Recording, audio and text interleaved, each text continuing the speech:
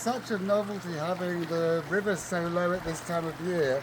I've never known this before, and usually, yeah, this is much higher than this at this time of year. Here you've got like a river beach fully exposed, and the water's just really, really low. You couldn't normally walk in here at this time of year.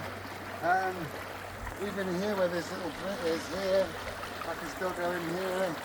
It's a bit deeper there, but shallow again over here. And so I can sort of navigate quite a bit of the river today. Whoa, that is a bit deep.